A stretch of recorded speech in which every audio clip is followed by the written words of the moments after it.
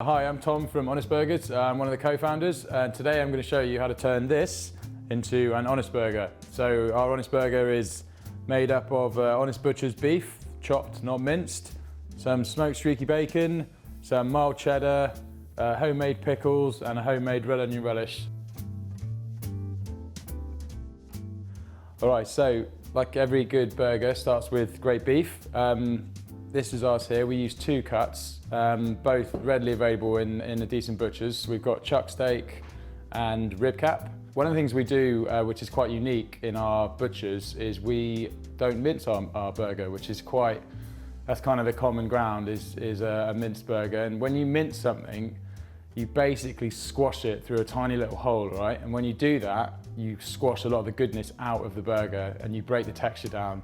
So what we do is we chop, just like kind of steak tartare or ham steak hash.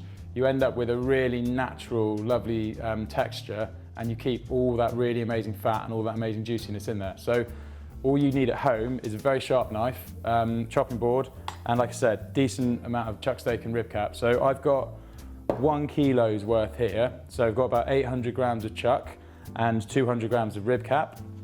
And the best way to chop it nice and fine is to start slicing it really, really thin.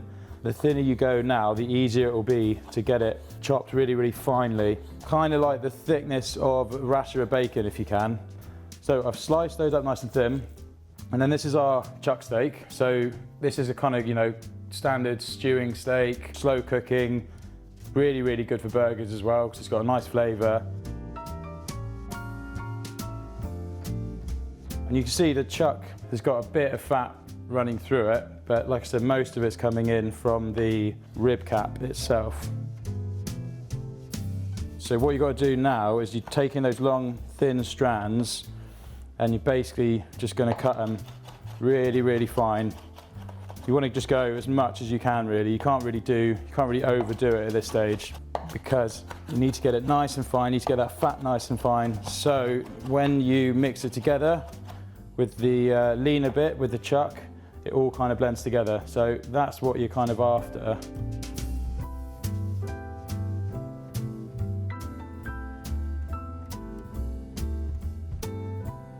Right, so now we've got our meat cut up nice and fine. Need to give it a good mix because we've got loads of fat in the rib cap and not a huge amount in the chuck. So you want to get that fat evenly distributed.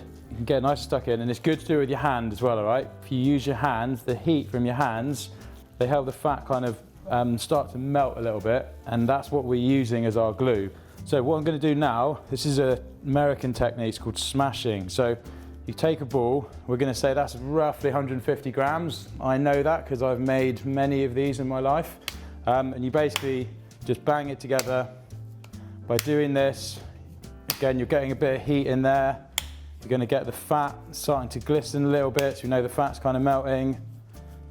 And then as soon as we're confident, take that onto our board, in between the paper, and then one of these, you can pick up one of these online, they're about 25 quid.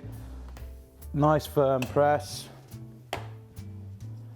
And then we've got our first burger right there.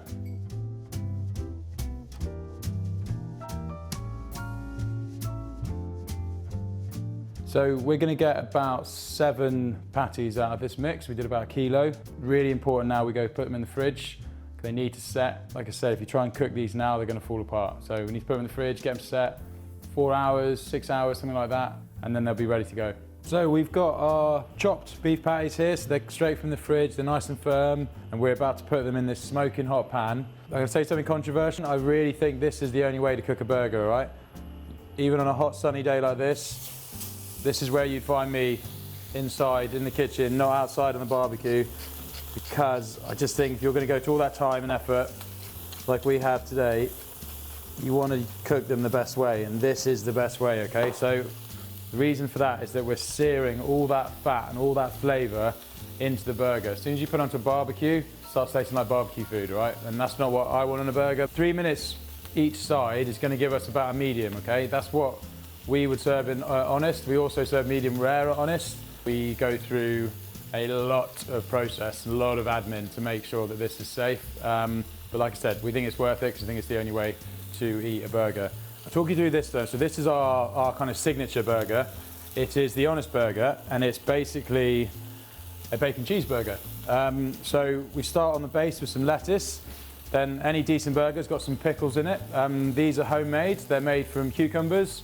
We've got some dill, some mustard seeds, some sugar, a load of white wine vinegar, and they're basically there to just cut through the fat. You've got lots of fat in this. You've got lots of fat in the bacon we're about to put on, the cheese, all those things. You want that sharpness to just help cut through. So we're going to stick 3 of these on. And again, nice even layer. We always build our burgers in layers because when you're buying it, you want to get a bit of everything. There's no point in having a little bit here, a little bit there. And the other meat ingredient that's coming on here is our bacon, okay? I would only ever use streaky bacon in a burger, okay? Reason being is the fat. You probably get the idea that I quite like fat in food now, but streaky bacon has got loads of lovely fat in it. It is really, really delicious. It crisps up nicely. It smokes really, really well. So what we have in here is smoked streaky. We put a couple of rashers in there and it just gives it another kind of salty kick. So we stick that on there with some mild cheddar. Again, we're kind of best of British burger restaurant. We think that really nice British cheeses work really well. So we've got cheddar, we've got red Leicester, we've got Stilton. Those cheeses are awesome and they work really, really well. They're supporting our kind of dairy industry as well. So we stick a slab of that on top of the burger. I'm just going to give this another sort of 30 seconds or so and then we should be ready to go. On top of our cheese is this, okay? This is our relish. So it's a red onion relish. We make it with a bit of balsamic vinegar and some brown sugar. You can make it with red wine vinegar as well, but you need, vinegar and sugar. They work really, really well together. And this is very similar to a kind of chutney or relish you'd find on a cheese board. So obviously it works really well with the mild cheddar. So I'm going to give this a flip now and hopefully you'll be able to see what I was talking about. That nice dark brown sear, okay, that's exactly what we're after. We're going to just turn it up a little bit. So we're going to give it another big season on top. Pepper as well. So we'll then stick a slice of cheese on there. So what I'm going to do, I've got a little bit of cooked bacon here. I'm just going to pop it in a pan, same pan, get it nice and hot, and then put the cheese on. I'm going to put a little lid on here. It's just going to help keep some of that heat in, and it's going to help melt the cheese, all right? We want to get all of that kind of meat juices nice and hot, and it's going to just help melt the cheese a little bit and obviously get the bacon nice and crispy again as well. I'm going to take this off now. We've got a really, really nice melted cheese. Going to leave it for a little bit longer just to get the burger cooked properly. Stick our bacon on top though. So I'm going to get rid of this now. Again, you want to make sure you scrape all of that sear off the bottom of the pan. So that pan needs to be clean, yeah? You don't want to leave it there.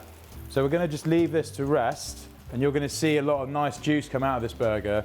Really simple burger this one, but for me it's the best. So we're putting on our relish now.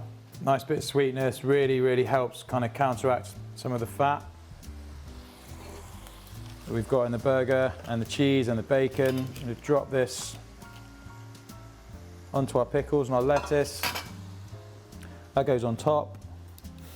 And now just waiting 30 seconds on our chips. If you've got some time and you've got the energy, homemade chips are the best, 100%. Nothing can beat them. But I appreciate it's not the easiest thing. So give it a nice season. And then serve it with our Honest Burger. So really perfect meal there for me.